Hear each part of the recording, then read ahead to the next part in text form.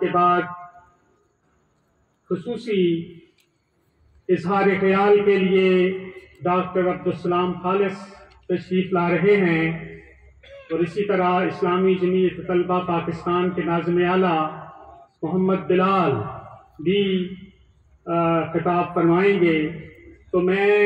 اس وقت افتتاحی کلمات کے لیے دعوت دیتا ہوں ڈاکٹر محمد ناصر صاحب کو کہ وہ آئیں اور آپ کے ساتھ آپ کو افتتاحی کلمات سے نوازیں۔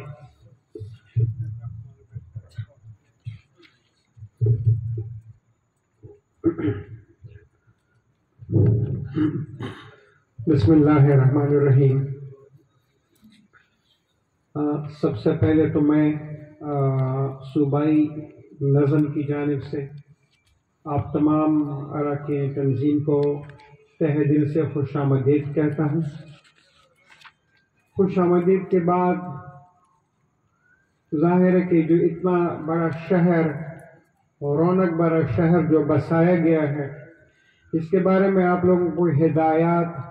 مصباح صاحب نے دے دی ہیں۔ میں تھوڑی سی بات ان پہلوؤں پر کروں گا اور آپ کی توجہ چاہوں گا، ساتھ یہ بھی کہوں گا کہ سوشل میڈیا کے لیے ہم نے اپنی ٹیم جو ہے تو یہ مرتب کی ہے، اس ٹیم کے علاوہ باقی دوست جو ہیں تو وہ زیادہ پکس نہ لیں بلکہ سنجیدگی اور توجہ اور دلچسپی کے ساتھ بیٹھ کر یہ باتیں ذہن نشین کریں۔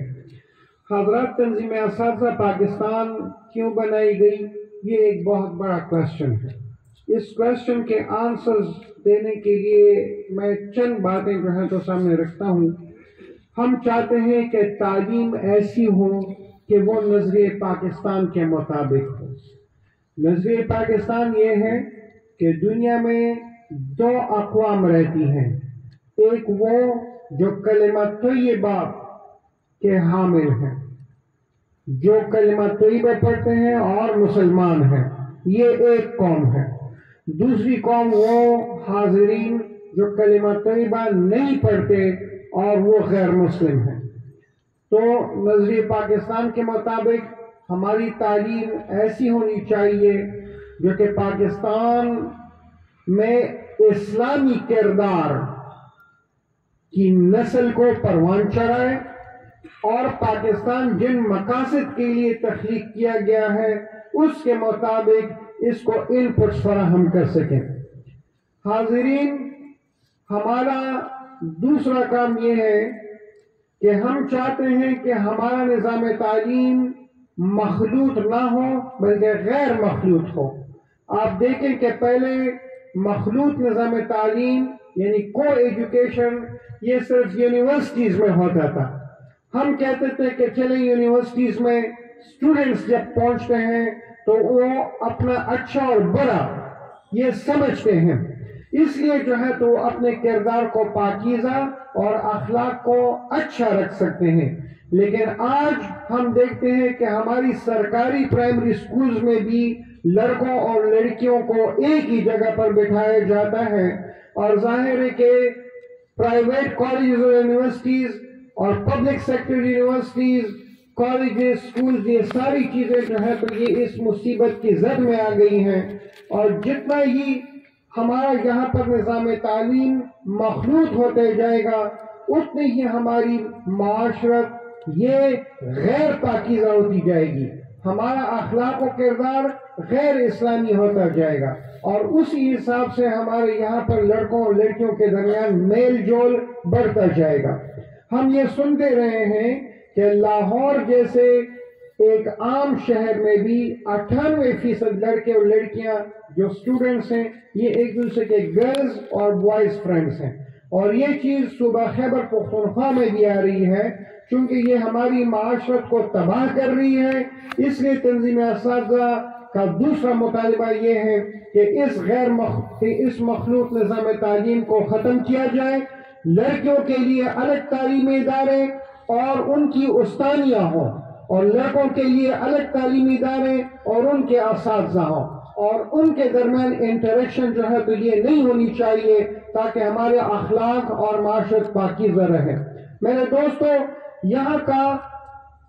یہاں ہمارا ایک اور مطالبہ یکساں نظام امتحانات اور یکساں نظام تعلیم کا بھی ہے۔ پاکستان میں آپ دیکھیں کہ یکساں نصاب تعلیم بھی نہیں ہے، یکساں نظام امتحانات بھی نہیں ہے۔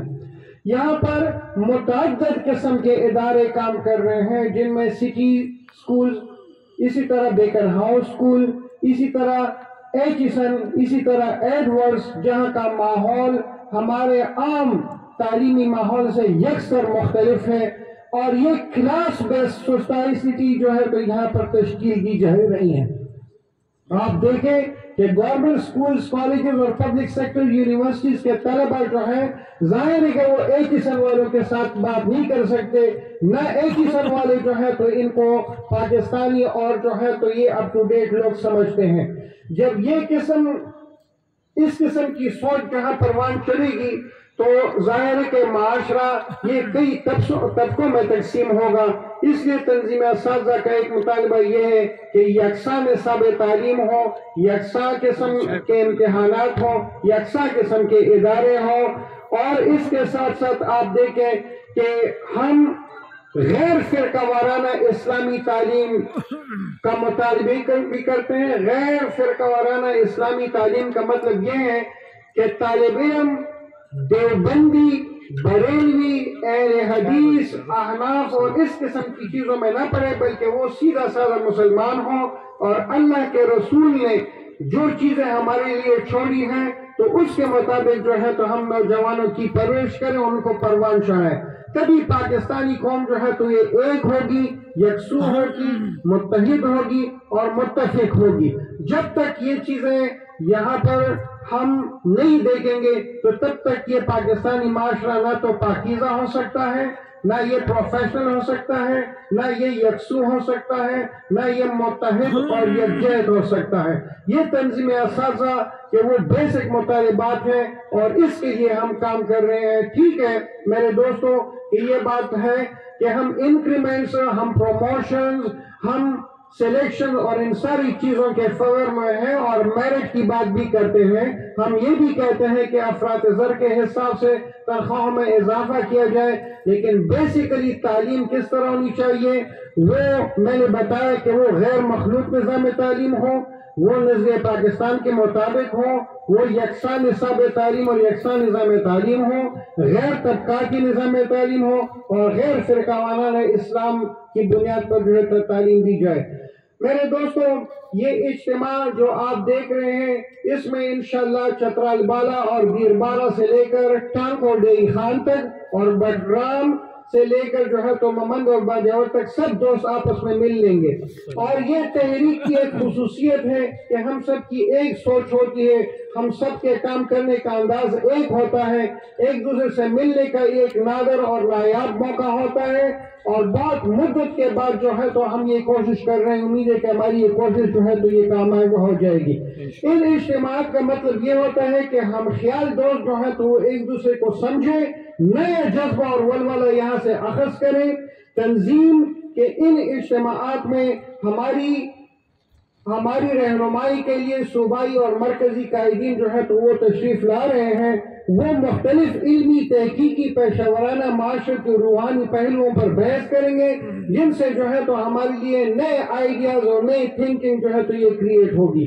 میرے دوستو، یہاں پر ہم جو جمع ہوئے ہیں کسی نمود و نمائش کے لیے یا کسی